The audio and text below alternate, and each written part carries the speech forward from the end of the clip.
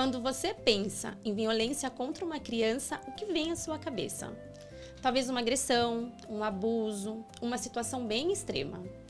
Porém, vou te contar que a violência à infância pode aparecer de maneiras muito diferentes no nosso cotidiano.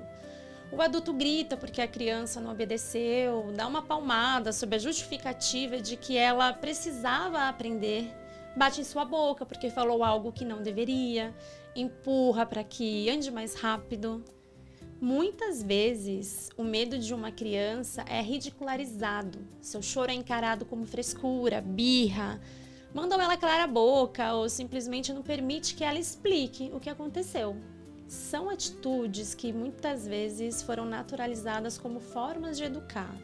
Mas que mensagem a gente está transmitindo à criança quando a gente recorre a esse comportamento? Muitas dessas situações foram tão naturalizadas que deixaram de ser percebidas como violência. Mas existe uma pergunta que talvez a gente precise fazer com mais frequência. O que uma criança realmente consegue compreender, sentir e controlar? Criança não é adulto pequeno, é uma pessoa em formação. E respeitar essa formação não significa deixar a criança fazer tudo o que quer. Significa entender que ela ainda está construindo recursos cognitivos, físicos e emocionais para lidar com o mundo. A conversa de agora, no Alheios, é um convite para olharmos a infância sob uma nova ótica, compreendendo que a infância é uma etapa importante da vida de uma pessoa que envolve desenvolvimento, limites, educação e principalmente respeito. Porque talvez algumas crianças não estejam simplesmente dando trabalho. Talvez elas estejam tentando comunicar alguma coisa que ainda não conseguem dizer. Para conversar comigo, eu recebo duas profissionais que podem nos ajudar a olhar essa questão por diferentes perspectivas. Vanessa Santos é psicóloga e diretora pedagógica da Escola Montessoriana Novo Alicerce, em São Paulo. E também está aqui conosco a Fernanda dos Santos, pediatra integrativa. Gente, sejam muito bem-vindas, viu? Obrigada. Coisa boa. Muito bom estar aqui para conversar, bater um papo. Vamos conversar. E aí, eu tenho uma pergunta para começar. Primeiro, assim, estou muito feliz que vocês toparam essa conversa. Pessoalmente, é um tema muito sensível para mim, porque eu sou mamãe de uma criança de 5 anos, então tenho vivenciado muitos desafios assim na prática. Mas eu quero começar com uma pergunta em comum para vocês duas, tá? Sim. O que passa pela cabeça de vocês quando presenciam um adulto tratando uma criança de forma agressiva, sob a justificativa de estar educando? Vocês podem decidir quem começa. Acho que a primeira... O que vem à cabeça primeiro é você querer ir entender o que está acontecendo, né? E aí você vai compreendendo que esse adulto ele é fruto de uma educação tradicional, que a educação dele foi assim, né? E talvez não tenha tanta criticidade da formação desse sujeito como uma pessoa em formação mesmo, né? Pouca escuta. Então, a gente olha muito para esse adulto como ele era e o que ele está sendo para esse filho. Sim. Né? E a gente olha esse mundo em constante evolução, a rapidez que está e o pouco tempo que a gente tem para olhar para os nossos filhos, para olhar para a criança, entender seu tempo, estar aberto para entender a criança nessa formação.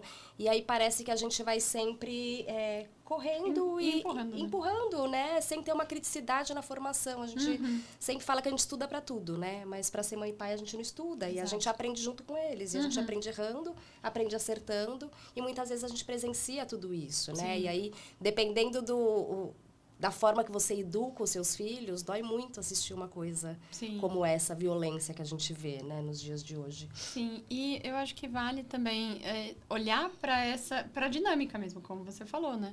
Para esse sistema que tá ali dentro, o que ela passou, como foi a história dela e o quanto ela ainda está cega nesse ponto do quão mal ela tá fazendo para aquela criança. Até que ponto a gente consegue, né, interferir naquele momento, mas de verdade olhar de um modo que ela consiga ver, Que ela consiga entender em algum momento o quão mal ela tá fazendo para aquela criança e o que vai ter de consequência também para ela, né? E isso é muito real, porque eu tive uma educação muito amorosa, cheia de limites, mas quando me perguntam, como era a sua relação com a sua mãe, com o seu pai, na minha memória só vem uma relação de muito amor.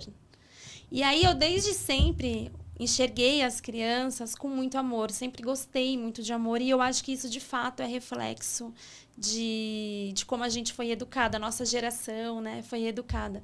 Eu estava até estudando aqui para vir nesse episódio, e eu conheci uma neurocientista, porque eu acredito muito na neurociência, para explicar mesmo o funcionamento do cérebro.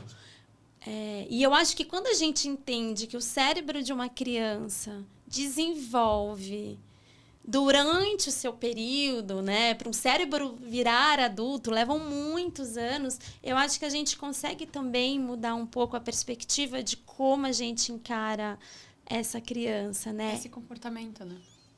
Ver que esse comportamento é um comportamento normal da criança, é o esperado que está acontecendo ali naquele momento, né?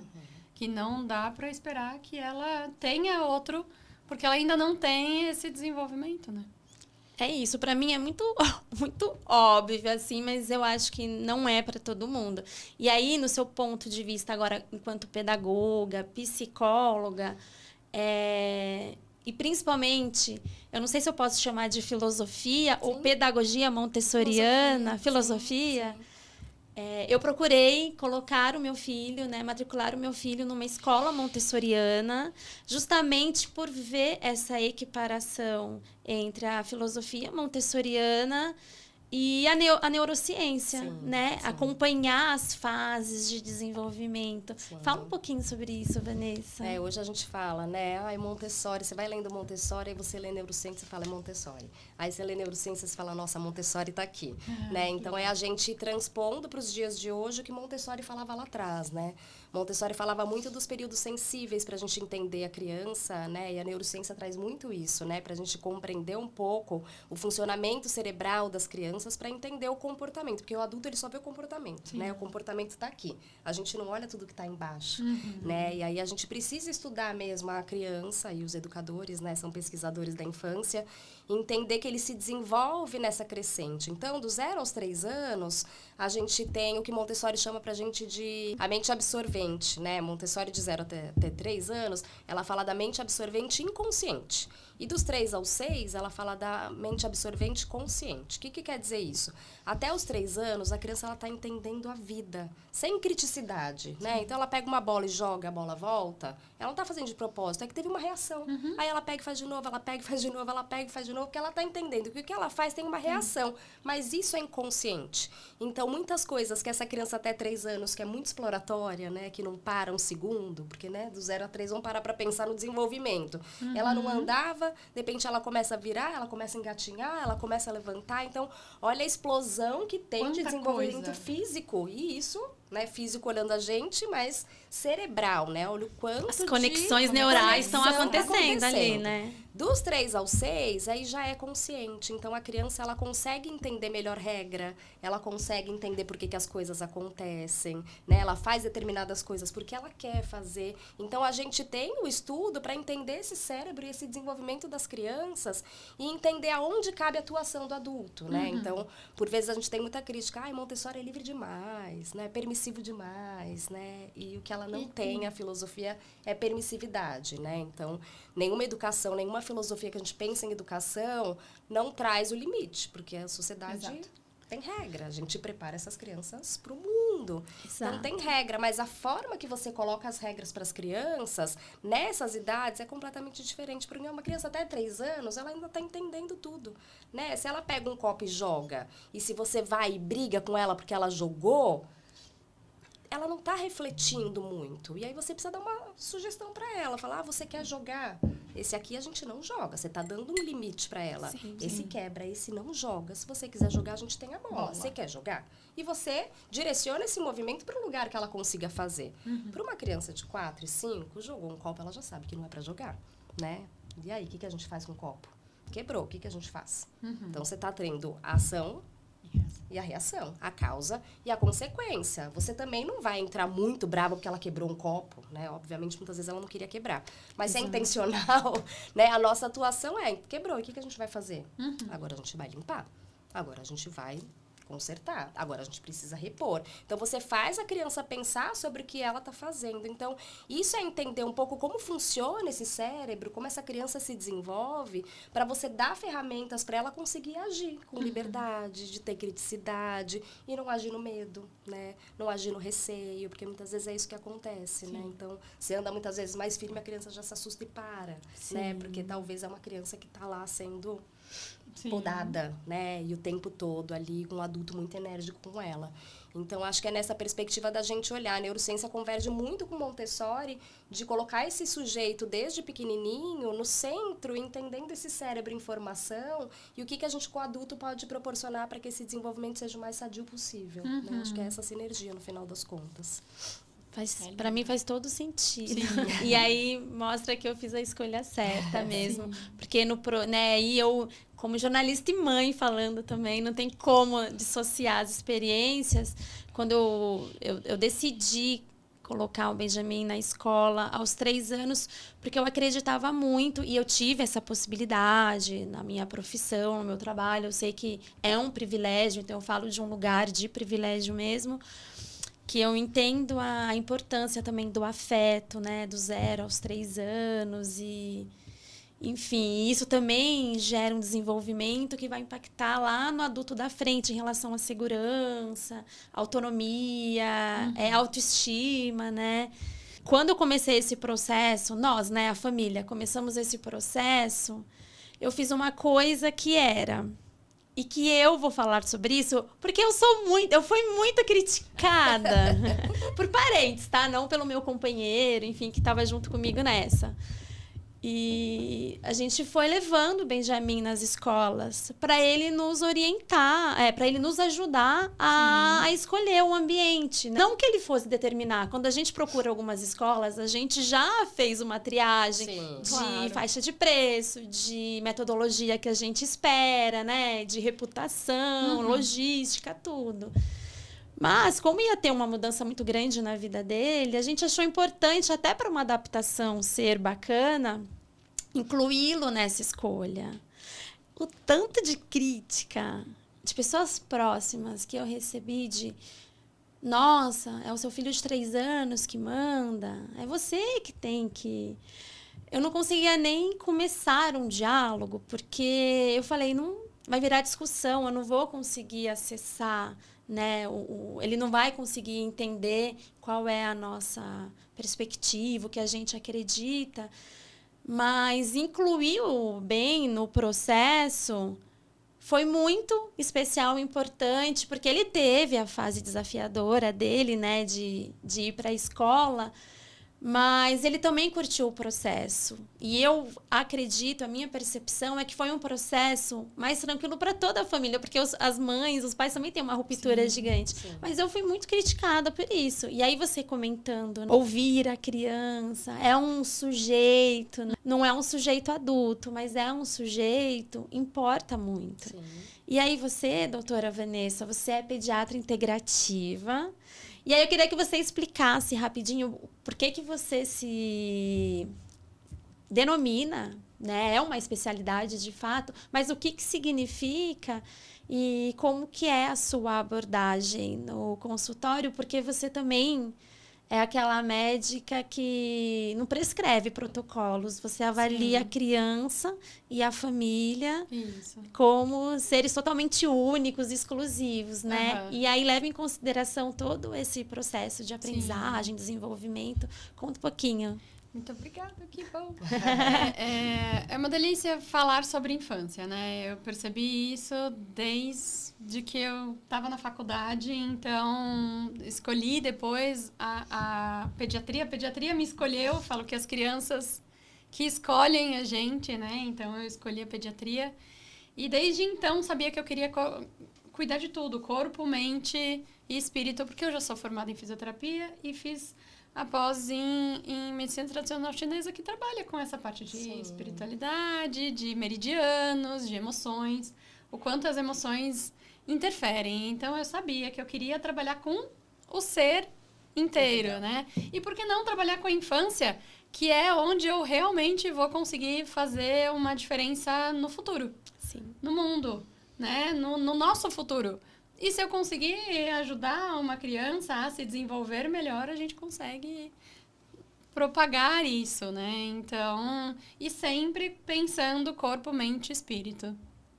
A criança dentro do seu ambiente, dentro do ambiente escola, o ambiente família, o ambiente bairro, porque isso vai interferir na saúde física, na saúde mental, e não tem como não olhar, né? Então, por isso também a parte integrativa de olhar tudo, não só um sintoma ou um órgão, e lembrar sempre que o nosso corpo é muito sábio, ele sabe se curar, ele sabe resolver o que precisa resolver, a gente só precisa não atrapalhar e dar ferramentas para isso. Então, homeopatia, fitoterapia, plantas, chás, suplementos que às vezes não tem e retoma de novo o jeito de se curar e melhorar.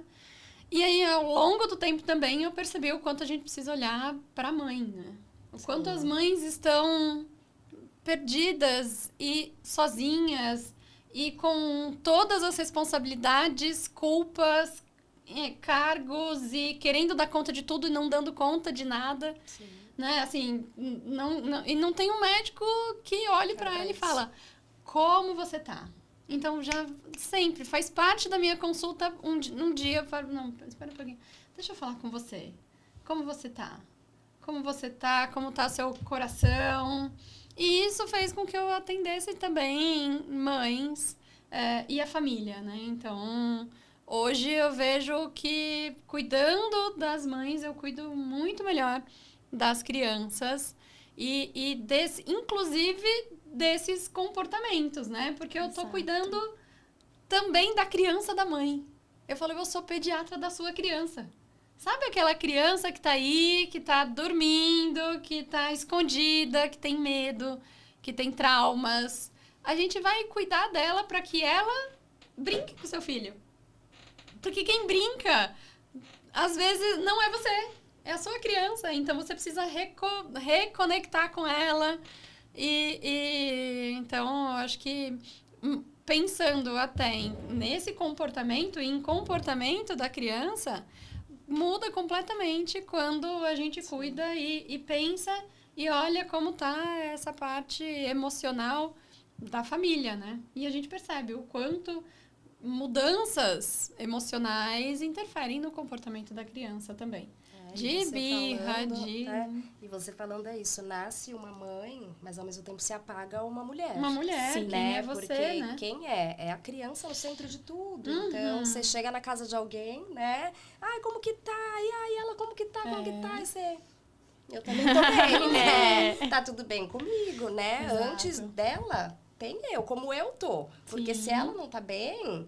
É porque eu também não tô bem, é um reflexo de como tá a casa, de como tá a relação, né? E pouco se fala sobre isso, porque a criança é no centro de tudo, né? Exato. Então, e até a questão de choro.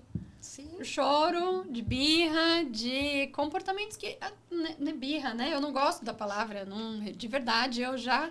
Não deixo as mães falando também. Exato. Né? Mas assim, crianças de 1 ano que fazem por exemplo, se jogam no chão quando é contrariada e ela já começa, é mãe, não sei o quê. Não, é um desenvolvimento, faz parte do processo e ela só tá nesse movimento, né? Então, o quanto a gente precisa olhar para isso. Peraí, como foi para você? Não pode fazer isso, recria a educação que teve e as experiências que teve também. Mesmo que não seja consciente, né? Mas o corpo lembra, o sistema nervoso lembra, né? E aquilo deixa muita gente estressada, não sabe lidar. E com relação à escola, até mudando, assim, eu sempre falo para levar as crianças. Pra escolher as escolas. Ai, olha só. Porque Será que foi você que me deu a dica lá atrás e ficou guardado aqui? Que delícia! Porque se a criança fala, não gosto, não gostei, não quero, por mais que seja excelente a escola, não vai dar bom. Não vai ser bom. Ela vai ter alguma coisa, porque eu falo que também é energia, né? É sentimento. A criança sente alguma coisa que ela não tá tão à vontade quanto na outra. E aí, óbvio, tem que pesar várias coisas, mas o comportamento da criança dentro desse processo de escolha importa bastante. Até tudo, né? Eu falo sempre para colocar a criança na escolha do quarto, de como vai ser o quarto, qual lençol, forma, para se sentir pertencente e você sentir também como tá a criança, né? Eu enxergo numa outra perspectiva, assim, né? Então, tem muita família que leva as crianças para conhecer, tem família que faz a primeira triagem e depois, posso trazer? Pode, lógico que pode. Né? E aí eu vejo que muitas vezes uma criança que, a gente também tem que olhar outros fatores, né? De não quer se distanciar da família, acho que o ambiente é diferente, não conhece ninguém, não conhece o espaço, não quero. Então, também é equilibrar a escuta que a gente dá qualificada para a criança, obviamente, mas eu como adulto, eu sei que esse é o espaço melhor para ele, né? Então, numa visita que você leva a criança, eu acho que é muito mais para você perceber a criança nesse ambiente com um olhar curioso. E acho que as pessoas que estão na escola, como agem com essa criança que está chegando, né? Se vai continuar mostrando a escola para o adulto e a criança continua indo, né? Não fala nada, né? Oi, aí, vamos ver, nossa, esse aqui é o parque. Então, mostra a escola para ele, mostra a escola para o adulto, porque acho que isso conta muito da escola, né? Então, quando você leva uma criança para visitar a escola, e por vezes quem mostra a escola, no caso lá sou eu, só fala com o adulto, você tá querendo vender a escola pro adulto. Você falou isso agora e eu estava pensando aqui, que em todas as escolas que eu fui, não foram muitas, o que fez a diferença da minha escolha foi que a primeira pessoa, né, que foi cumprimentada foi o Benjamin. Isso pra mim, eu falei, opa, criança no centro das escolhas aqui. A criança no centro de tudo. Que pra mim, leigamente, mas uma curiosa de tudo e uma mãe que busca ser o melhor pro filho, meu filho está sendo enxergado. E eu vou dizer que escolas consideradas ótimas, e aí eu não sei por que é considerado ótimo, isso é muito relativo também, né, pro valor da família e tudo mais. Se é uma criança, como é o caso do meu filho, um pouco mais tímido, que não fala, deixa de lado mesmo e começa aqui a conversa. E aonde eu fui, na escola montessoriana maravilhosa, era respeitando a personalidade dele, a forma, porque ele estava sentindo que vinha, né, apesar de ter 3 anos, ele já sentia muita coisa, já entendia muita coisa. Respeitou o espaço dele, mas estava sempre incluindo. Mesmo quando ele não respondia a resposta que nós, adultos, queríamos, ele era considerado. E isso, para mim, fez muita diferença, porque eu acho que a criança era vista como um sujeito, como uma pessoa em formação. E isso, gente, é muito raro. Eu tenho percebido que é muito raro. E eu acho muito triste. Sim. E aí, quando você fala da medicina, né, que você trabalha, a gente já traz para Montessori, né, para a escola. A gente também olha o sujeito de uma forma integral, né? E aí você vai... Eu agora estou fazendo saga pelas escolas, que eu estou ajudando as famílias que estão saindo do 5º ano, e o quanto que é a cabeça, né? É o cognitivo. Só que o cognitivo a gente tá tirando todo o resto, né? É uma criança que a gente tem que olhar o social, tem que olhar o emocional, psicológico, cognitivo, é tudo isso junto, né? E como Montessori olha para a criança dessa forma integral mesmo, que ela é um sujeito inteiro, né? Ela não é só a cabeça. Tá bom, tá no processo cognitivo mais intenso, mas você não pode tirar de cena o que a criança tá vivendo, o que ela tá sentindo, tá tendo alguma coisa coisa em casa e muitas vezes reflete na escola. Sim. A gente precisa enxergar a criança para além, né, da cabeça e do conhecimento. E quando você traz a medicina, o quanto de sinergia tem, né, para olhar para essa criança como um sujeito mesmo. Ele ia à escola visitar, como que ele é visto em casa também, Sim. como são as refeições com ele, né? Ele tá dentro desse processo. Antigamente não tinha isso, né? Antigamente a gente era silenciado, né, nesses movimentos que eram vistos como adulto, mas hoje como que a criança está nesse centro, né? E aí precisa encontrar esse equilíbrio mesmo, de que essa criança ela está no centro ali, mas ela não é o centro, Sim. né? Tem um distanciamento ali muito grande, porque quando a criança se torna 100% o centro de tudo, aí ela tem dificuldades de entrar em contato com frustração, né? De lidar com o outro. Então, ser colocado na casa, porque ela é um ser como todo mundo dentro de casa, né? Tem o seu papel, é funcional dentro da casa, mas ela também não pode ser 100% centro, regras, né? Tem regra, como para todo hierarquia. mundo. Hierarquia, porque tem. Eu sei que agora não dá para você ir com esse casaco, porque tá 30 graus lá fora. Eu sei o que é melhor para você. Tem hora que você pode escolher e tem hora que você não pode escolher. Então, o adulto muitas vezes precisa puxar as rédeas, e aí acho que aí tá a confusão de Montessori, né? Então, assim, ele escolheu. Então, às vezes tá um calor de 30 graus, a criança chega com um gorro, com blusa enorme.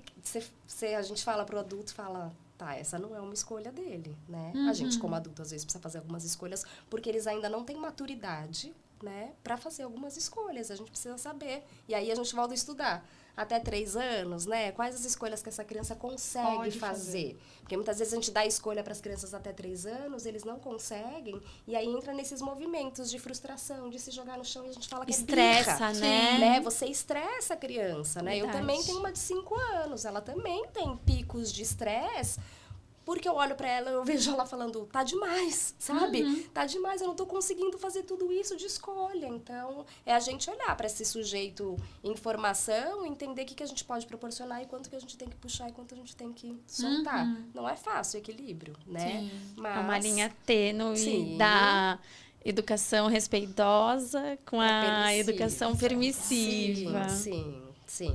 É complicado.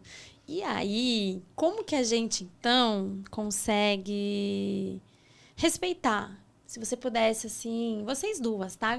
Por favor. Sim. É uma conversa, fiquem super à vontade. Se pudesse dar orientações, né? Eu, enquanto mãe, se eu pudesse dar... O que eu sempre falo para as pessoas simplesmente enxerguem a criança e tenta ouvir o que ela diz. Seja com a expressão do corpo, seja com o jeitinho dela falar, seja com a forma de choro. Olha, né? Eu acho que o fato de você já olhar para a criança e olhar que eu falo é enxergar ela como uma pessoa em formação, que os cérebros estão lá, os neurônios fazendo todas as conexões e não criar expectativa. Muito difícil, né? Mas eu, enquanto mãe, na minha experiência materna, isso muda a minha vida e a minha relação com meu filho. Não sou uma mãe de sentir culpas. Estou me sentindo culpada. Às vezes tenho algumas, mas eu não fico remoendo isso. Eu acredito que seja muito porque eu tenho, digamos assim, uma relação aberta, um diálogo aberto com ele e a liberdade de, como eu o reconheço como pessoa, nunca sou de contar pequenas mentiras, então precisa tomar a escolha. E isso eu aprendi muito com vocês também, com você também. Precisa tomar a vacina porque precisa. Vai doer? Vai. Mas vai ser muito rápido. Sim. E aí, eu percebia ele, né? E aí, contando a minha experiência mesmo, encarando de uma forma mais natural e melhor. Doeu, mas não foi o fim do mundo, porque cada criança é única também. Mas, para mim, a realidade, falar as verdades e projetar de uma forma mais possível o que ele vivenciaria em instantes, dava um certo conforto para ele. Então, eu acho que isso é enxergar a criança como uma pessoa em formação. Então, quais orientações... Eu falo demais, gente. Quais orientações, assim, pra gente, básicas e rápidas, assim, como a gente faz uma educação respeitosa, sem ser permissiva, principalmente nos momentos desafiadores, que eu acho que é aí que as violências por parte do adulto acontecem, né? Quando a criança não quer respeitar, não quer ir tomar banho na hora que quer, nananana. O que vocês diriam? Eu sempre gosto de começar falando que a criança é um ser em informação, mas mais do que isso, se coloca no lugar dele. Sempre. Sempre que eu posso, tenta se colocar ali. Eu quero muito alguma coisa, muito, e uma outra pessoa fala não. O que você... Como é? Qual é a sensação? Óbvio que nós, adultos, não vamos nos jogar no chão e chorar ou fazer alguma coisa. Mas às vezes a gente chora e grita. chora, grita, mas dá vontade. Se pudesse, dá vontade. se jogaria no chão. Porque eu quero muito aquilo, porque eu sei que é muito legal. Mas eu não posso ter tudo que eu quero. Então, dá uma angústia. Nós, adultos, já mais conscientes, conseguimos controlar um pouco. A criança ainda não, né? A criança ainda está em desenvolvimento, ainda precisa passar por muitos... Óbvio, tem que ter o limite, mas tem que manter, tem que deixar ela também expressar o que ela está sentindo e depois ressignificar, entender, conversar. Isso, na hora da explosão emocional ninguém Não ouve. adianta. Não vai adiantar. Ah, ele não me ouve. Peraí, vamos lá. Vamos numa briga, numa discussão fervorosa, você e seu marido. Você ouve, você lembra o que ele falou? Você não lembra. Imagina agora eu chegando pra você e falando, respira. Quero matar. Calma.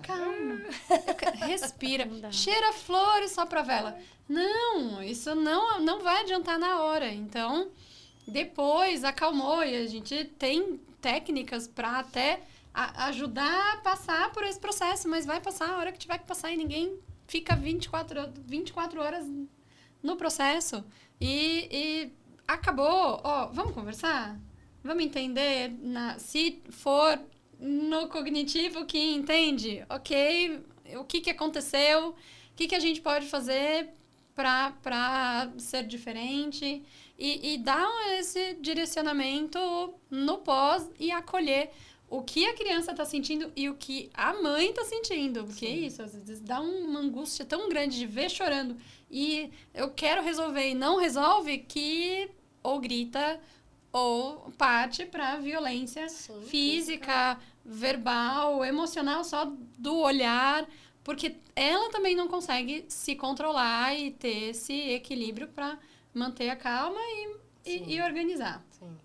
Muitas vezes acho que aí que entra a confusão da permissividade, né? Entre você ouvir e ao mesmo tempo você dar o limite do seu corpo do corpo do outro, né? Porque muitas vezes quando a criança se desregulou, é isso, ela não vai ouvir enquanto você fala com ela. Precisa essa energia ir embora. Mas ao mesmo tempo você não pode deixar ela bater em você. Né? Montessori fala que a gente tem que intervir, né? O professor, qualquer um, tem que intervir em 3 momentos. Quando ela pode se machucar, quando ela pode machucar o outro, quando ela pode machucar alguma coisa da casa, do lugar. Você para o que você está fazendo e você media com firmeza. Você não precisa gritar, mas você olha com muita firmeza e fala, no meu corpo, não.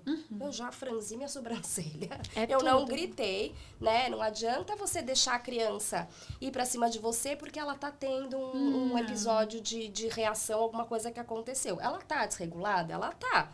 Mas nesse momento, você não fica perto dela, né? Pra ela vir no seu rosto. Você fica presente, obviamente, mas se ela tá tão desregulada a ponto de ir no seu corpo, se esquiva um pouco. Eu tô aqui, quando você se acalmar, a gente conversa. Tô aqui, mas eu não tô dando chance desse corpo que tá desregulado vir ao encontro do meu corpo. Tô dando o meu limite. E depois você conversa, fala, ó, quando a gente tá brava, eu também fico muito brava. E é normal a gente ficar com raiva, eu também fico com raiva, né? Humanizar, porque eles precisam entender que a gente também sente o que eles sentem. E a gente pode pensar, o que a gente pode fazer? Tem um ursinho que você pode abraçar quando você tá bravo. Tem uma almofada que você pode bater quando você tá bravo. Tudo bem, mas no meu corpo, não. Né? Então, você vai colocando as regras do que é aceitável. Se ele vai pra escola, ele faz isso, um amiguinho, né? Então, no amigo, na professora, nos auxiliares, né? Porque o que você faz em casa, ele tá aprendendo socialmente o que é aceitável e o que não é aceitável, Sim, né? Bater com no outro, eu tô nervoso e eu não tô diminuindo o que você tá sentindo. Sim, eu entendi só que o você tá. limite. E a gente vai dando ferramenta de como que ele pode agir numa próxima vez. É óbvio que muitas vezes a próxima vez não é mágico. A gente conversou e vai acontecer. Né? Isso que eu Não ia é falar. isso. Ah, eu falei agora e já é suficiente. Não, às vezes é um milhão de vezes. É constância. Sim. E aí, uma hora, ele vai absorver que não. Aquela mãe, aquele pai, eu já falei 1000 vezes. Exato, mas você tem que falar 10.000, né? Vai continuar falando. Então, aí acho que entra essa questão da permissividade. Então, ao mesmo tempo que a gente quer ouvir, a gente também abre muito, sabe? E aí a criança também tá precisando desse controle, porque ela não sabe até onde ela pode ir, o que ela pode fazer. E a gente sustentar dessa forma é uma forma de mostrar, estou acolhendo, eu entendi que você tá nervoso. Agora a gente não consegue conversar. Tô lá, não fui pra cozinha, não fui... Tô lá, tô presente. E aí muitas vezes demora, e tá tudo bem pra gente que tá dentro da situação, parece que demora 1h30, às vezes é 20 minutos, né? Sim. É meio mais rápido. E aí depois retomar a conversa. Eu amo muito você, né? Eu entendi que você tá sofrendo, que você ficou muito triste. Vamos pensar junto o que a gente pode fazer? Validar você validou e você tá sentimento dando ferramenta. E dá a ferramenta. Sustenta isso, sim. Às vezes eu acho que nós adultos, a gente tá educando e convivendo com as crianças muito na expectativa do que um outro adulto vai achar e vai dizer e vai julgar. E aí complica tudo.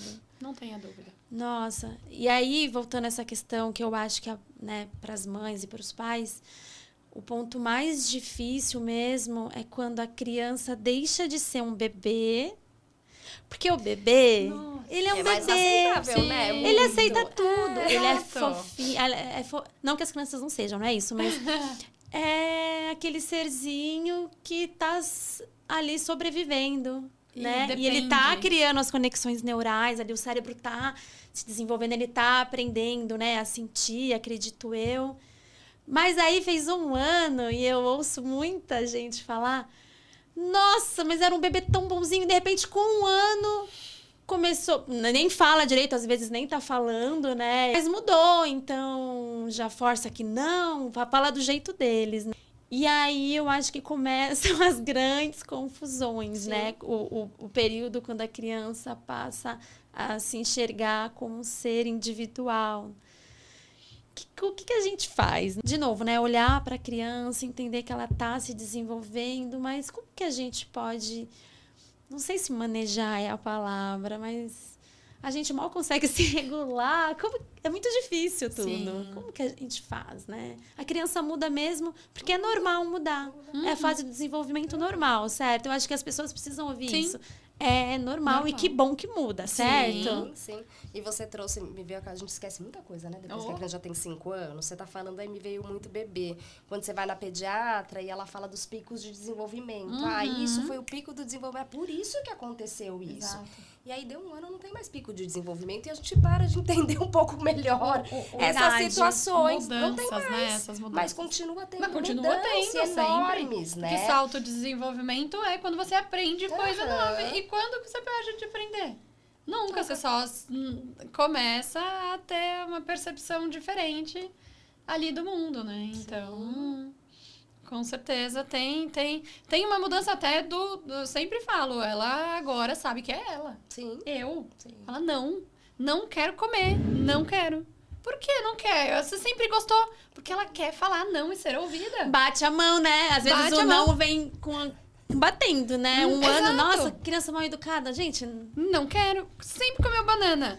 1 ano, não gosto de banana, não quero banana, não aceita banana. Mas ele sempre comeu, ele continua gostando, continua oferecendo. E a hora que ele quiser, ele vai. A única coisa é, ele quer falar não e ser ouvido. Fala, nossa, que legal. Eu posso falar não e as pessoas... Sim, eu tenho opinião, eu tenho opinião. Até então, enfiavam, né? Vai tomar banho a hora que eu quero, do jeito que eu quero, como eu quero. E agora eu falo não. Quer tomar banho? Não, óbvio, tudo bem. A gente vai achando formas, vai brincando, vai conduzindo. Mas ele pode falar não. Às vezes dá certo, às vezes não. E tá tudo bem. Mas quando ele ouve que ele fala não, percebe que ele fala não e é ouvido, também faz parte do desenvolvimento dele para a vida adulta. E depois Pra ele vida pega a adulto. banana. Depois Já aconteceu isso Deu comigo. 2 minutos. E depois pega a banana. E come. Inteira. Exato. Pra você ver, realmente. E até você fala que faz todo depois, sentido. um pouquinho depois, quando começa a falar a questão da negociação. Começa a negociação e começa a barganhar e não quero, porque aí começa a ter os argumentos. Que lindo! Quando tem muito argumento. Ele tá argumentando muito comigo, isso tá me desafiando. Eu falo, não! Nossa, Não tá te total. desafiando, ele tá criando formas de conseguir o que ele quer de uma outra forma, sem roubar, sem pegar, mas isso vai fazer com que ele tenha coragem de negociar quando ele for adulto, dele ter essa linha de raciocínio e de que, peraí, eu não consegui desse jeito, vamos tentar de outro. Vamos ver desse jeito. E se a gente fizer isso? E se a gente fazer isso? Pode ser que dê, pode ser que não, e tá tudo bem. Mas que bom, incentiva, continue incentivando. Lembra sempre quem é o adulto da relação. Sim. Você vai definir se vai ou se não vai, se pode ou se não pode. Mas deixa ele argumentar e tentar fazer, porque é isso. É desenvolvimento também, né? Estamos construindo um ser humano adulto, funcional, feliz e produtivo. E ele precisa dessas ferramentas que hoje a gente está buscando aí também, com terapia, né? A gente hoje faz terapia para tentar recolocar isso na nossa vida, né? A gente vê que eles vão florescendo, que é isso, né? Entendendo o mundo, se colocando, vendo o que dá certo e o que não dá, vou tentar de novo. E aí, conforme eles crescem, né? A gente vai se enrijecendo. Sim. Porque a gente tem um olhar, assim, que com 5, 6 anos, eles já são muito grandes. Eles têm que lidar com muita coisa, né? Então, assim, tá chorando, né? Nossa, se desregulou, mas tem 5 anos, gente. Como assim com 5 anos? Com 2 tudo bem, né? Com 1 tudo bem. Mas né? agora, só assim. Com 5 anos, aí você para pra pensar assim, com 5 anos ele não tá conseguindo lidar com essa demanda que tá chegando pra ele, né? Que é muito... E a forma de colocar pra fora, muitas vezes, é uma forma errada, visto pelo adulto, né? E o quanto que isso toca o adulto e a gente se enrijece. Então, o banho deixou de ser aquela coisa lúdica, então tá na hora de tomar banho. Mas eu não quero tá na hora de tomar banho. E aí você entra numa guerra. Antes, era menorzinho, quem vai chegar primeiro? Eu ou você? O que você vai levar? E aí deu 5 anos, 6, não precisa mais fazer isso. Então você entra em brigas...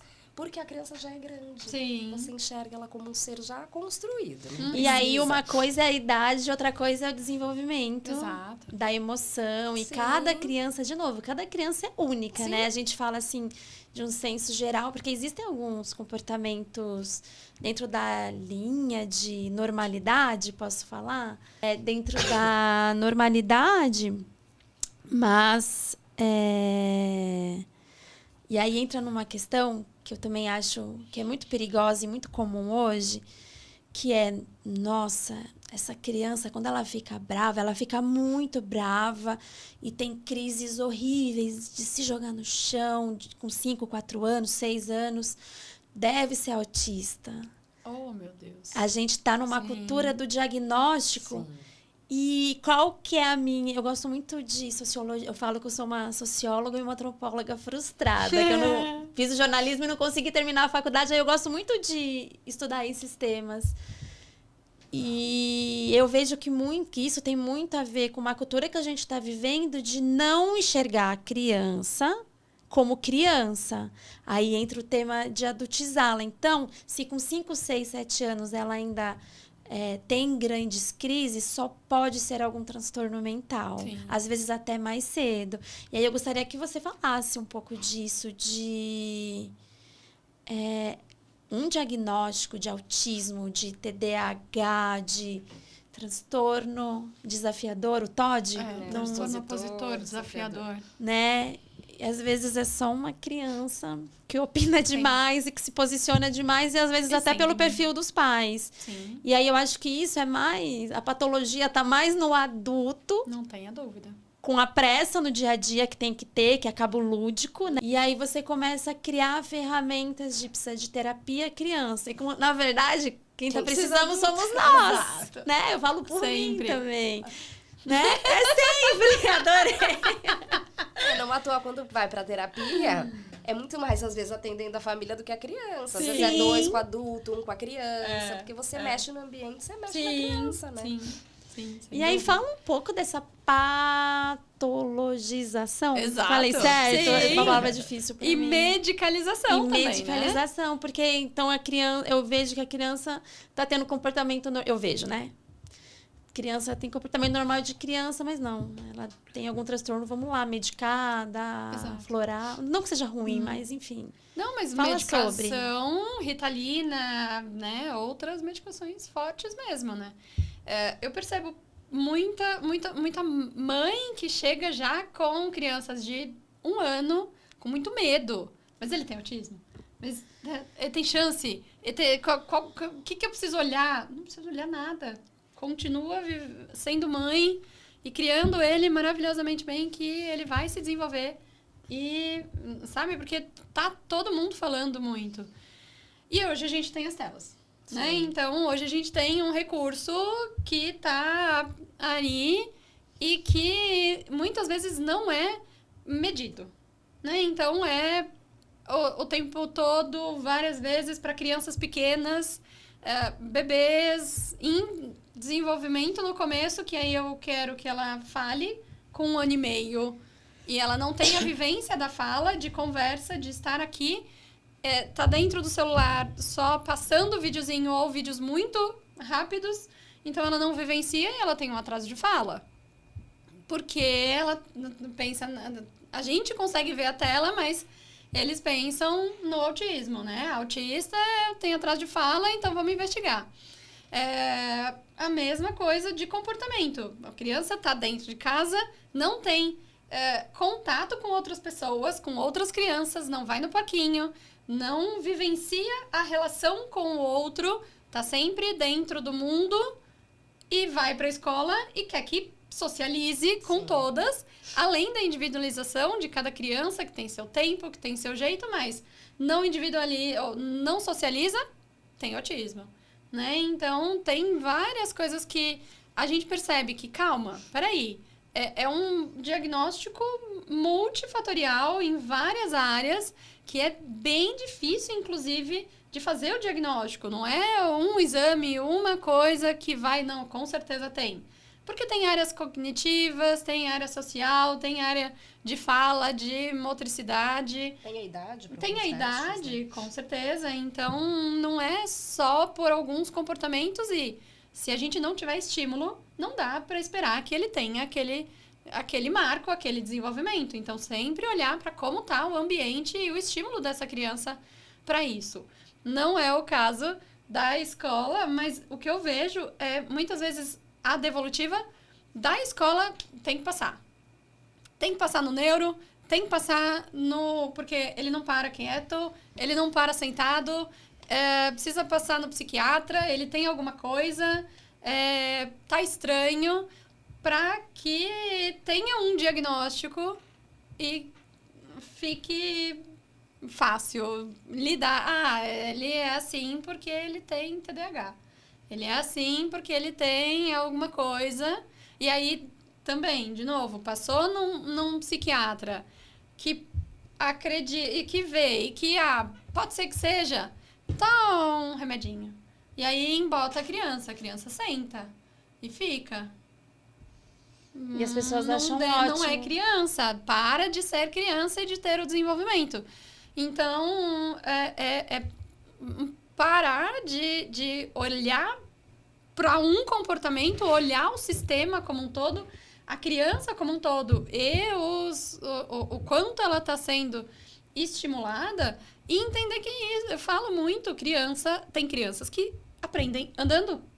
Ela não consegue ficar parada e ela precisa de movimento e tá tudo bem, ela ouve, ela aguarda, ela capta, ela processa dentro dela e ela vai lá e ela faz e ela é ótima. Não é porque ela não tá sentada que ela tem um transtorno. Não é porque ela não tá do mesmo jeito que a sociedade quer que ela esteja, que ela tem algum problema, né? Então... Aí eu fico me perguntando aqui, qual é esse padrão de criança normal que eu não consigo entender? Que padrão é esse? Sentadinho, olhando pro professor. Um atrás do outro, ou um de ladinho, pelo menos 2 ali de ladinho, sentar e ouvir o professor, que qual criança vai conseguir, né, saudável, conseguir fazer isso tranquilamente, né?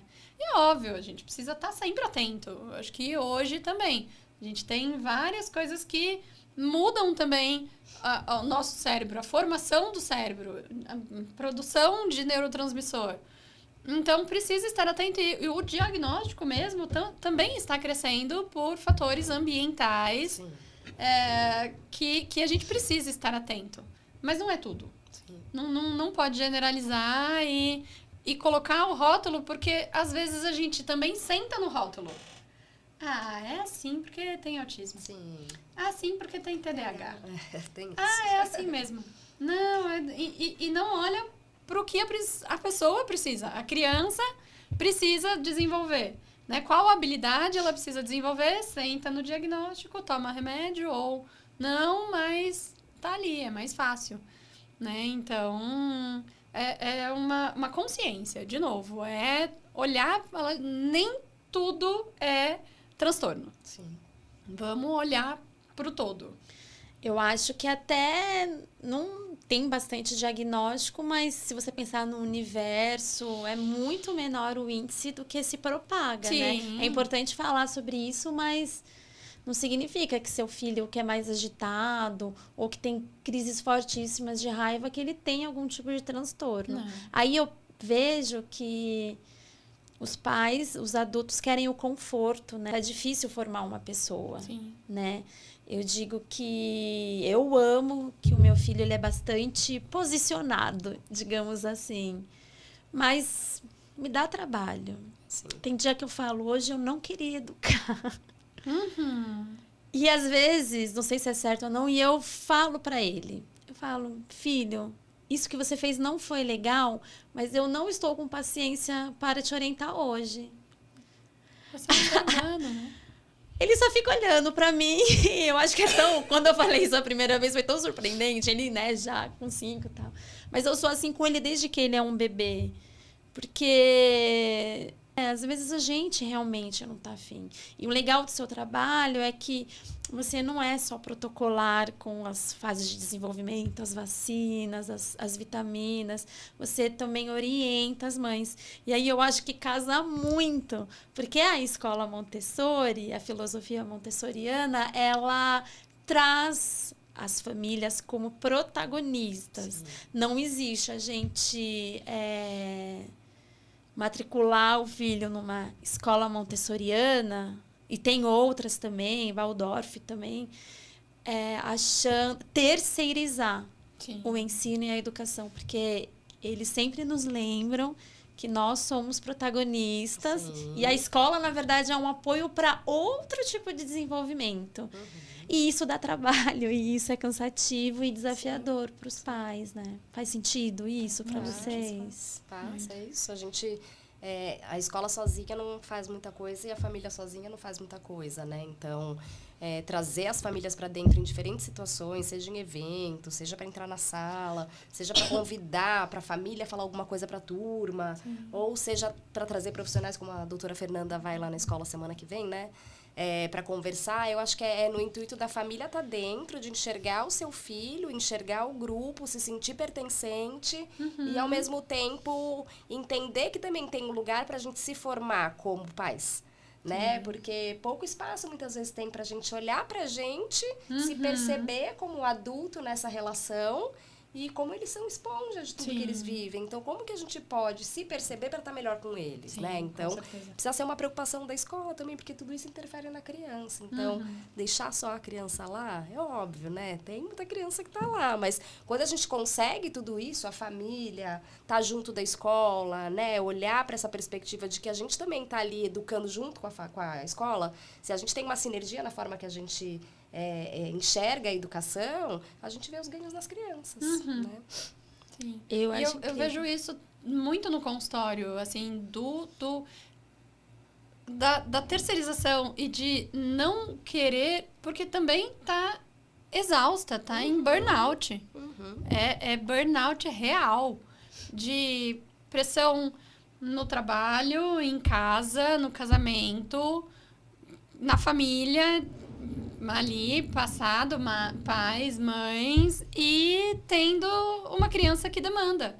Porque é uma criança. E isso tudo em cima da mãe, em cima da mulher, que quem sou eu, além de ser mãe, no meio disso tudo. E aí, olha, o que você puder fazer por mim, eu tô agradecendo e tô delegando, porque eu tô exausta. Sim. Tô exausta. Então, também mostrar, precisa parar, precisa não parar no sentido de, agora eu não vou mais trabalhar, não vou fazer mais nada. Mas você precisa olhar pra você, precisa olhar pra isso, porque se você não parar ou mudar algumas coisas por bem, o seu corpo vai fazer você parar. Uma doença, alguma coisa que vai fazer com que pare, né? Então, olha pra isso e recalcula.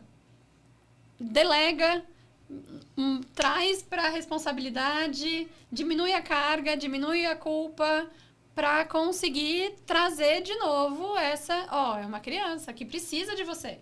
Você é ponto de referência. Não tem outra escolha. Não tem outra Teve escolha. Teve filho. É referência. Por mais que a gente realmente, né, a gente vive dentro de uma cultura muito performática ultimamente, Sim. né? Não, eu acho que sempre foi, né? Para a mulher sempre foi um peso, é que agora, nas gerações passadas, na minha geração, tá mais evidente, porque a gente teve mais acessos à informação, a conteúdo. E aí, você falando isso, me trouxe um insight. Se a gente não consegue olhar para si, como que a gente vai olhar pro outro, pro pequeno? Aí não tem como você perceber, não tem como você perceber as violências que você provoca, porque você também tá sendo violenta consigo mesmo, né? Sim. E aí o seu trabalho de orientar as mães também, que é fabuloso. Sim. Né? É muito comum na pediatria a gente só saber se tem o peso ideal, a criança, se tá tudo certo, se tá na curva, as curvas todas lá. Porque isso também tá refutável, né? Essa coisa dentro de normalidades e tal. E aí a mãe e o pai também, né? Eu conheço alguns homens que estão querendo evoluir, sabe? Para serem homens mais... Ai, não faço guerra de sexos aqui, tá? Mas, né, não sei dizer se é homens mais funcionais. Cumprir o seu papel de... Eu estou cuidando do meu filho, não é para te ajudar. Eu estou cuidando porque é o meu papel, é meu filho. Porque é meu filho. Só por isso. Só que o que eles me falam é, a gente também nunca aprendeu a olhar para as nossas necessidades, para as nossas emoções, para os nossos sofrimentos, para as nossas dores. Que eu vou olhar para a dor da mulher, quiçá para aquele ser humaninho, né? Então, se a gente parar para pensar, o objetivo do Alheios é construir pontes, é não demonizar nada, nem ninguém, nem julgar, porque eu acho que a gente vive num momento de transformação social mesmo, e que os adultos estão numa transição muito grande, querem ser respeitosos, mas ao mesmo tempo tem que performar o tempo todo, e o nosso cérebro não aguenta. A gente não se aguenta, imagina olhar para a criança, que são as mais vulneráveis, elas e os idosos, né? Faz sentido para vocês? Sim, e acho que a gente tem que humanizar mesmo, porque é isso, tá todo mundo dentro... A gente vive em São Paulo, né? Tá todo mundo nesse mundo de produção, de acelero, né? E a gente não é todo dia que a gente consegue estar disponível para as crianças como deveria estar. A gente sabe como tem que estar. A gente sabe como a gente tem que conversar com a criança, como tem que mediar. Mas tem dia que seu dia foi um caos, que você chegou irritadíssima, e tem dia que você, que nem você falou, hoje eu não tô afim. E aí a gente vai fazer o quê, né? Criticar, porque, nossa, ela não tá afim hoje, que absurdo, gente, ela é mãe, né? Não tem escolha, né? Tem que estar afim. Tem que estar afim o tempo todo, não, mas tem hora que a gente, infelizmente, tem hora que é mais enérgico, depois você fala, putz, eu estourei ali com ela, não era pra estourar, né? Você percebe depois, porque você não consegue, nesse mundo que a gente vive, ser 100% do tempo equilibrada. O mundo nos desequilibra o tempo inteiro, né? Eu entrevistei uma pessoa aqui, é nutricionista também, fora da caixinha, eu costumo dizer, que só, né, uma percepção diferente sobre né? Ela cuida também das mulheres, principalmente no processo de emagrecimento e olhando o todo. E ela fala justamente isso. Existe uma ideia do que é equilíbrio, mas a gente nunca vai, de fato, chegar a ter esse equilíbrio. Você ficar na expectativa de criar e estabelecer esse equilíbrio vai te trazer muito mais ansiedade e muito mais problemas para todas as esferas da vida, né? E a gente só se frustra, né? A gente se frustra o tempo inteiro, né? Como mãe, como mulher, porque a gente foi absorvendo coisas, né? Então, a gente é mãe, a gente trabalha, a gente dá conta da casa. Óbvio, se você tem um parceiro em casa que contribui ali junto com você, que está junto com você, é muito melhor. Mas é esse mundo que te acelera. E você vê uma criança, e você vê muita criança com pequena, muito ansiosa. Sim. Né? Muito ansiosa. Porque o mundo coloca as crianças nesse movimento rápido, que tem que ser agora, que tem que ser... E o quanto que a gente está vendo essas questões também de saúde mental em crianças tão pequenininhas. Sim, roendo unha. Que a gente vê na escola das crianças roendo unha. Você fala, gente, olha o que o mundo está fazendo com um ser humano, né? E não é só com um adulto, é com um ser humano, porque eles são reflexo disso. Sim. Nossa, tá puxada. Ouvindo vocês assim. Mas eu acredito, assim, que a gente pode melhorar. Acho que até essas conversas que a gente tem, esses espaços pra gente conversar, é para ampliar o olhar mesmo, né? A gente cria essa conversa aqui na expectativa de, olha, criança, né? Mas não, a grande orientação aqui é onde, né? olha para si, olha para si. Eu sempre passo meditações para as mães, para isso mesmo, para num momento indo dormir, fazer essa meditação para voltar para dentro e olhar para si e se reconhecer e entender, assim, sabe? Então... ter as coisas das crianças, mas sempre um pedacinho do dia, um pedacinho do tempo para você mesmo, você mulher, você pessoa, né? Para não se perder isso. Agora, uma coisa que eu acho legal nos pais é porque eles são mais leves.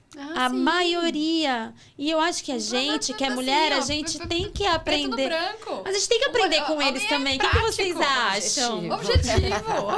Tem que aprender um pouco com eles também, né? Vou ter que contar de novo a minha experiência lá em casa. E eu acho que é muito natural isso, e eu acho que é complementar também para nossa cultura, e microcultura ali. Com o pai, ele é muito mais autônomo, muito mais independente, uma criança mais... como que eu posso dizer? Minha mãe falava, mais sacudida. Uma criança mais autônoma mesmo, com o pai. Comigo, é um pouco mais chamegoso, digamos assim. E isso é muito legal. E aí eu percebi que isso tem mais a ver com a forma que eu trato, com muito mais proteção, não, sem dizer se é bom ou ruim, mas aquela coisa, meu amor, você tá com fome?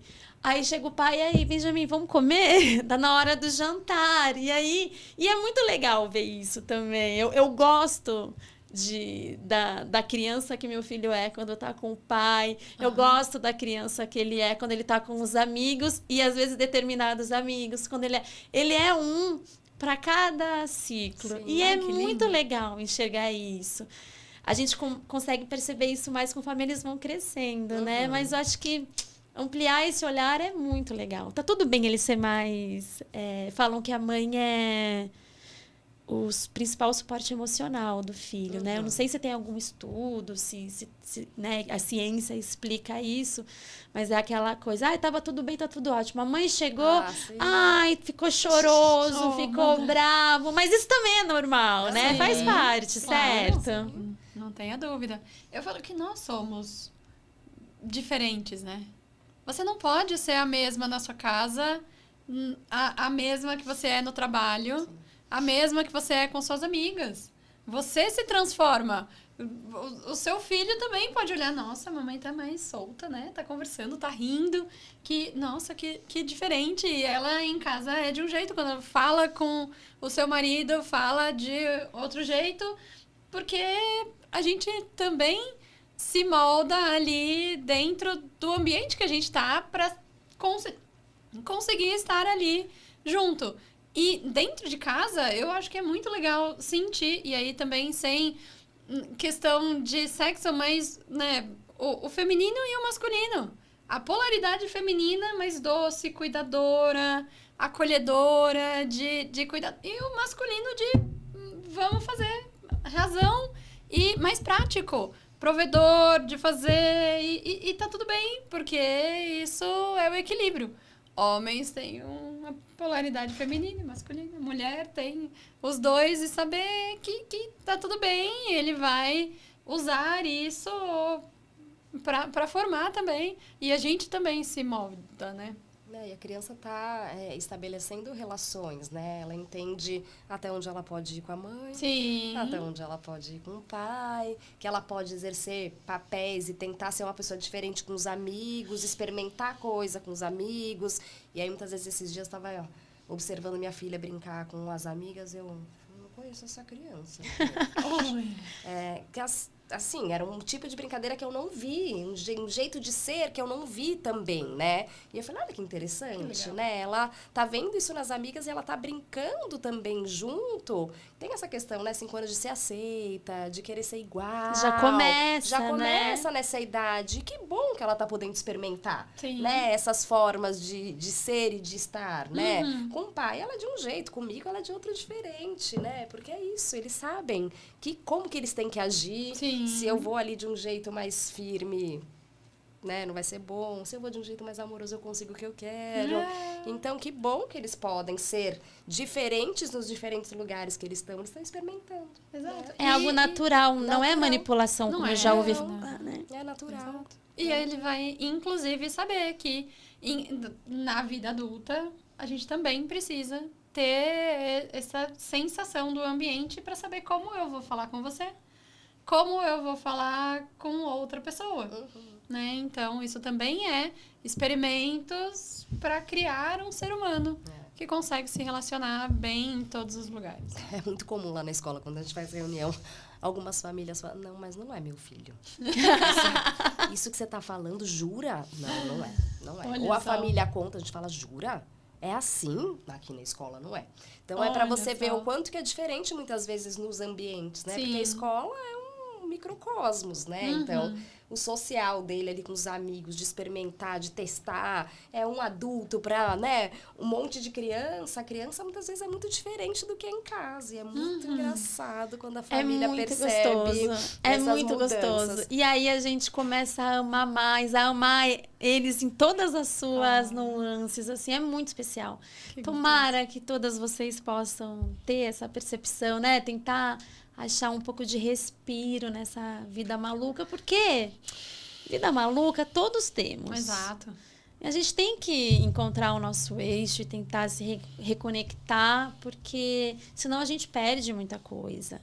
E aí a gente começa a dizer que, focando aqui, né, no nosso tema, que é ou alguma doença, ou algum transtorno mental da criança, ou ela está sendo aqueles velhos conceitos antigos, ultrapassados, de que a criança está manipulando. Eu acho que é importante a gente passar essa mensagem de que crianças não manipulam. Crianças, se testarem você, porque também usa muito esse termo, ela está te testando, mas talvez ela, na verdade, ela está se conhecendo, entendendo que quando ela fala uma coisa, ela vai ter uma resposta, ou quando ela faz alguma coisa, vai vir uma outra consequência. Isso não é teste. Eu acho que, de certa forma, é um autoconhecimento infantil, certo? Sim, ela está experimentando. É isso. Eu acho que talvez mudar de novo, não birra. É uma explosão emocional. Não tá me testando, ela tá experimentando. Ela tá explorando as possibilidades. E os ambientes, né? E o que a gente fala sempre, começo eles não ouvem o não ouvem a palavra não sabem o que é a palavra não. Eles vão, o que é isso? Um negocinho pequeno, com 2 bolinhas pequenininhas. Olha só, meu dedo é pequenininho, a bolinha é pequenininha, será que cabe? Eu vou tentar. Não é, não, fala, não coloca o dedo na tomada. O que é isso? Esquece ou não, né? Coloca o dedo na tomada, mas é legal, meu dedo é pequenininho, tem um buraquinho, vou tentar, vou testar. E aí, tá me testando, tá? E aí ele faz e olha pro pai pra ver qual vai ser a reação. Se, dependendo de como for, né? Tipo, continua, não ouve ou não me obedece. É totalmente assim mesmo. Mas ele, na verdade, a criança tá procurando um limite também. Sim, eu com sou certeza. com aquele ímpeto que é totalmente natural de... E aí, ele meio que espera acontecer alguma coisa. Tá acostumado já também. Sim. E aí, tem muita gente que fala, vou deixar levar choque pra aprender. Gente, isso é uma violência também, né? Perdeu o brinquedo, esqueceu com 6, 7 anos, não falam todos novinhos. Foi irresponsável, não lembrou de pegar o brinquedo. Quantas vezes a gente não esqueceu de pegar o celular, de pegar a bolsa? Tem que ensinar, tem que dar limite, tem que orientar? Tem, mas olha, você não está esquecendo alguma coisa? Vamos lá, vamos voltar. Já tive que voltar várias vezes, porque eu também esqueci de pegar, né, a coisa da criança que era importante. E aí, eu acho que a gente não pode enxergar as crianças como adultas, mas como pessoas que também, às vezes, têm as mesmas falhas que nós temos. Sim. Que é uma linha tênue de equiparação, né? Tem que entender que ela pode ter os mesmos erros que nós, porém, a gente já tem uma maturidade emocional, cognitiva, diferente daquele cérebro que ainda está em formação, certo? É a gente enxergar, entender, mas... E saber como dar o limite também, né? Sim, aí essa perspectiva de olhar e pensar assim, pro adulto, isso é tudo bem? Né? Então, esqueci o celular, nossa, eu vou subir e vou pegar. Esqueci o brinquedo, não, a gente não vai voltar. É como se fosse menos importante. Né? E assim, pra ele é o limite. Você esqueceu, é regra. Tinha que pegar, você não pensou, o problema é seu. Da próxima vez você pensa em pegar. A gente esquece, a gente sobe, a gente pega. Então, o que é aceitável para o adulto que não é aceitável para a criança? Qual que é essa linha que a gente tem, né? Que com o adulto tudo bem e com a criança não. Né? Você pega um adulto no braço e chacoalha? Não. Você pega uma criança? Porque ela é menor, você pega. Né? Tem até uns memes, né? Deixa eu vestir a minha mãe como ela me vestia antigamente. Que é colocar as camisetas fortes, você pedir licença. E aí a gente também, de novo, né? Tem muitas camadas, a gente já tem que marcar um novo papo. Porque a gente já tá há mais de 1 hora conversando, né, Isa? Meu Deus! A gente... O limite do corpo, né? Porque às vezes que a criança... no momento de raiva, de explosão emocional, é natural que a raiva, que as emoções vão para os membros, para a mãozinha, né? E aí, às vezes, o pai e a mãe tá com pressa, o que faz? Vem aqui pôr a camiseta, pá! É a mesma coisa. Então, de certa forma, eu acho que a criança tem a sua identidade, uma série de fatores integrativos aí, mas ela também é um espelhamento do que é em casa, do que ela vivencia em casa, né? Não que, meu filho é uma criança que às vezes bate. Eu nunca bati no meu filho, mas que outros tipos de situação mais enérgica eu estou fazendo que incentiva essa coisa que já é natural, né? Sim. E às vezes é isso. A gente vê no consultório, né?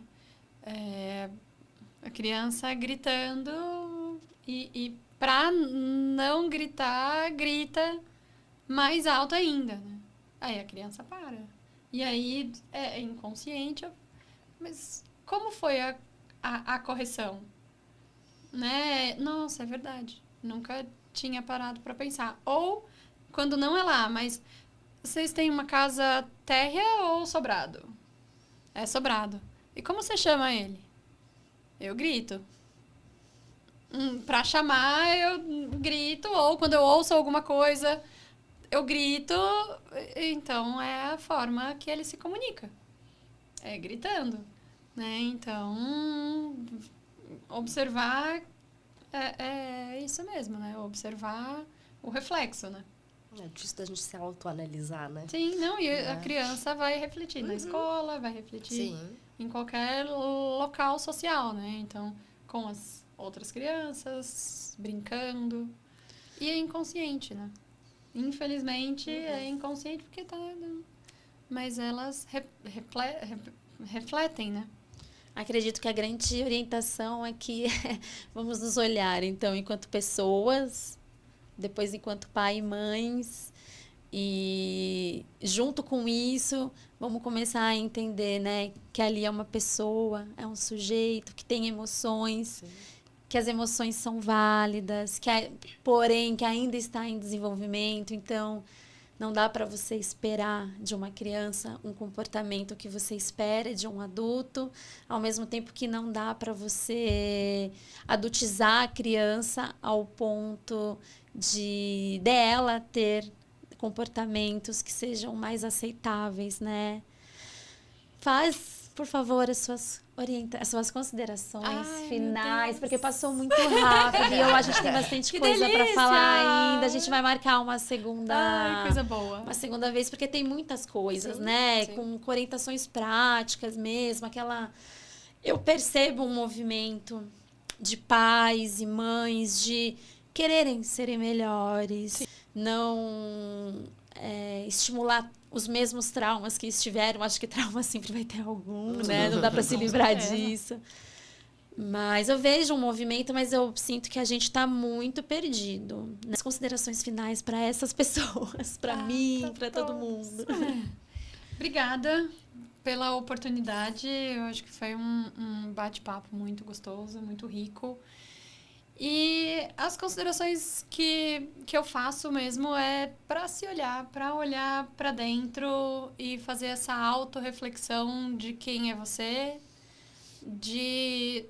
do que você quer passar e que legado você quer deixar para os seus filhos, né? Então, sempre olhar para si, se perceber, se acolher, se perdoar e ter processos internos e pessoais de autorreflexão, de meditação, ou autocuidado e espiritualidade para conseguir olhar para o outro. Seja ele a criança, seja ele o outro ser que está na sua frente, e um olhar mais cuidadoso, como a gente, para olhar também para si, e sempre olhar para a criança como um ser em desenvolvimento que precisa de nós bem, o máximo equilibrado possível, dentro do desequilíbrio. É isso. Dentro da loucura do que é ser humano. E ser possível, né? Então, ele vai crescer, vai crescer bem, e sempre pensar no legado. Qual o legado que você quer deixar e o que você quer passar para essa criança. Sim.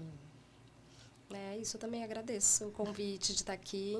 Eu acho que é muito do que você está tentando proporcionar, né? Está proporcionando com o seu podcast, que é ter espaço para essas falas, né? Eu acho que a gente precisa, como pai, como mãe, enfim, cuidadores, ter espaço para a gente se ouvir, se analisar, ouvir, ver como que a gente é o reflexo, eles são o nosso reflexo, né? Então, como que a gente tem que se olhar e escutar mesmo, escutar podcast, ler sobre, para a gente ter ferramentas para conseguir ajudá-los, né? Até os 6 anos é o que tenho de mais importante na vida, né? Não é todo mundo que está preparado para essa conversa, sim, mas até os 6 anos é a formação de tudo. Não à toa, quando a gente vai para terapia, a gente retoma aspectos da nossa infância. Então, quem que a gente está sendo para eles? Sim. Né? Então, olhar para a perspectiva de que essa criança está crescendo junto com a gente. A gente está aprendendo a ser pai e mãe junto com ela, né? Mas a gente tem que tentar acertar mais do que errar. A gente vai errar bastante, a gente vai. Mas a gente reconhecer o nosso erro, a gente tentar buscar, ouvir, ler e ir para terapia,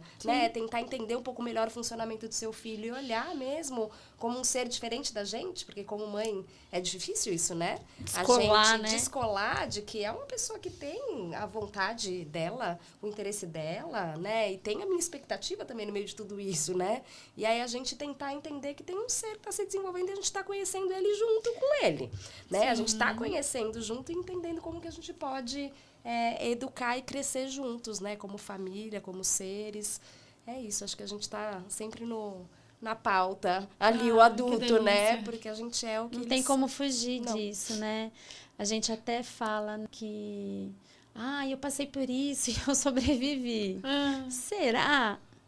A apesar que a palavra sobreviver já diz muita coisa, Sim. né? Você viveu, aí isso é outra história, viver, né? E sobreviver. Mas muito do que a gente é hoje é reflexo de como nós fomos tratados na infância. Inclusive, tem muitos estudos que eu não vou lembrá-los agora, mas que grandes atrocidades de violência, assim, que adultos fazem, né, com outros adultos, tem muito a ver com falta de afeto, falta de apego seguro, sempre com alguma falta ou com o excesso de algo que é ruim, que é a violência e a violência extrema que a gente está falando mesmo, de abuso, de violência física, sexual. Aqui a gente entrou nessa conversa falando de pequenas condutas no dia a dia, mas que são tijolinhos. Se meu pai e minha mãe dizem que me amam e batem em mim, tá tudo bem eu dizer que eu amo aquela mulher, aquele homem, e também bater. Entende que é uma teia, né, que vai se construindo e tudo vai se interligando. Sim. E eu acho que hoje nós somos adultos muito assim, que carece de autoconhecimento. Sim. E de curar. Você falou da criança interior, né? De curar, para a gente ser realmente pessoas de confiança, né? De uma criança que vai dar todo o suporte, não ser perfeito, mas dar o suporte emocional, a segurança física, né? A segurança nutricional, enfim, todas as questões práticas que envolvem o cuidado a uma criança. Mas olhar principalmente para as dores, para a parte emocional, para a parte psicológica, porque eu acho que esse é o grande mal do século, potencializado pelas telinhas também, que, né? Sim. E aí eu agradeço demais, agradeço o Instituto Maia também, que está sempre especializado em saúde da mulher, aposta nesse projeto, investe nesse projeto, e por isso que ele existe também. Agradeço demais. E obrigada a vocês, estou muito feliz. Vamos marcar uma próxima. Espero que vocês tenham gostado e que tenha feito sentido para vocês. Foi um bate-papo gostoso, né? Muito gostoso. A gente está aqui, né, agradecendo super e abertas de novo para estar aí bater um papo de novo, voltar. Obrigada. A gente agradece. Eu que agradeço. E vamos ampliar, né, a nossa percepção para nós mesmos e para os nossos pequenos. Obrigada. Até o próximo.